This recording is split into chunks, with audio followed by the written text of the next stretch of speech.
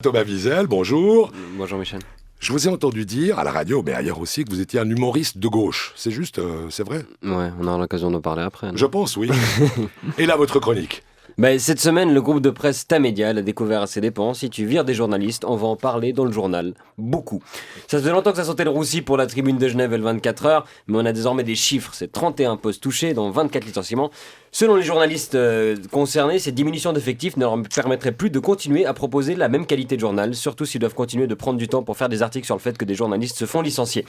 Il n'y aura pas de plan social, parce que 24 personnes, c'est pas un licenciement collectif. Voilà, non, 2 équipes de foot, c'est pas un collectif. L'équivalent des 15 dernières années de conseillers fédéraux, c'est pas un collectif pour Tamedia. Le DRH de Tamedia, quand il passe une soirée avec 25 personnes et qu'on lui demande le lendemain ce qu'il a fait, il dit « Oh rien, j'étais tout seul ». En dehors du petit monde des médias, l'affaire n'a pas fait si grand bruit. Une pétition en ligne a récolté 2800 signatures, soit quasi autant que le nombre de signataires d'une pétition pour interdire la consommation de viande de chiens et chats à la table suisse, un restaurant qui a fait le buzz dans une vidéo et qui n'existe pas. Selon cette mesure d'engouement populaire totalement aléatoire et peu scientifique, vous pensez vraiment que j'ai le temps de faire des vrais sondages d'opinion? J'ai pas fait de lessive depuis un mois, à ce rythme d'ici 2 ans j'ai plus un seul t-shirt de propre. Les gens sont plus concernés par le menu d'un restaurant fictif que par le sort de 2 des plus gros journaux de notre région. Des manifestations ont eu lieu quand même devant les rédactions concernées, 150 personnes dans chaque ville selon la police, 300 selon la presse. Ouais, c'est dur de compter en défilant et en gueulant. Tamedia a encore mieux réussi que prévu, ils voulaient mettre 30 journalistes à la rue, ils étaient finalement des centaines à s'y retrouver. Ça devait leur faire une belle jambe à Zurich, des gens qui manifestent à Lausanne et Genève. Même si t'es vachement en colère, je crois pas qu'on t'entend jusqu'à Zurich. Pourtant, Tamedia n'est pas en crise, avec des chiffres qui ont évidemment circulé partout cette semaine. 334 millions de bénéfices en 2015, un salaire du PDG doublé par rapport à 2014 pour atteindre 6 millions de francs. Le montant des économies est évalué à 4 millions. Mais où trouver ces 4 millions à économiser? Moi je sais. Si t'es PDG, que tu gagnes 6 millions et que ta boîte doit économiser 4 millions et que tu sais pas où les trouver, tu mérites pas d'être payé 6 millions.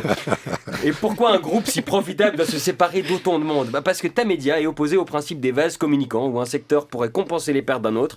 Tous les titres doivent être bénéficiaires, même si on leur enlève leur centre de profit, les petites annonces, les pubs qui basculent sur internet, les lecteurs aussi, alors que la monétisation de la presse numérique n'a pas encore été résolue. C'est comme si dans le budget de l'État, tu isoles les impôts et les amendes de circulation et que tu dis bon, maintenant la santé et l'éducation doivent être bénéficiaires, sinon on vire des gens jusqu'à ce que ce soit le cas. En France, il y a une poignée de milliardaires qui se partagent tous les grands journaux. Ils sont contents d'assumer les pertes en échange de gagner une influence. S'il y a 1 milliard, t'as pas ton quotidien à grand tirage, c'est que t'as raté ta vie. On aurait dû quand même se méfier chez nous que ceux qui rachètent nos journaux ce soient des Zurichois qui comprennent pas ce qui est écrit dedans. C'est comme ces chanteurs qui font carrière surtout dans les pays qui parlent pas la langue dans laquelle ils chantent, comme Mika ou Jul. Ah oui, pour les auditeurs de la première, Jul c'est un rappeur marseillais, vous irez googler. Google, c'est un moteur de recherche sur Internet. Bon, trop tard, ils ont zappé. Bien entendu, Tamedia ne sabote pas ses journaux. Non. C'est pas pour pouvoir mieux mettre la clé sous la porte d'ici 2-3 ans. Non, vous comprenez, ils ont pas le choix. Il faudra simplement faire plus avec moins. Leur slogan qui s'applique à tous, sauf leur propre salaire. Quelle est notre responsabilité à nous là-dedans? Parce que le temps a failli mourir l'année passée. Tous les titres payants sont en difficulté, les magazines aussi. Ma génération, en grande majorité, ne paye plus pour lire les journaux et ne lit quasi plus, sauf le 20 minutes. Que je critique pas, attention, il remplit parfaitement son rôle de présenter le maximum d'informations rapidement et simplement, mais ça suffit pas.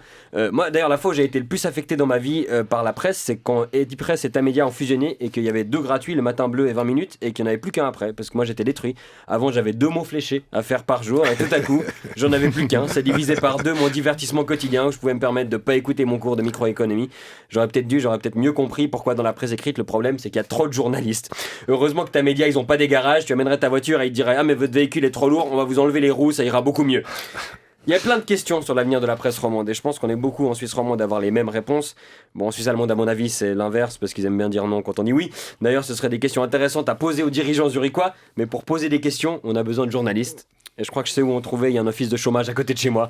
Mais j'ai peur que les journaux pour les romans, ce soit comme mes ex pour moi, qu'on réalise à quel point on les aimait que quand on ne les a plus et que c'est trop tard pour les récupérer.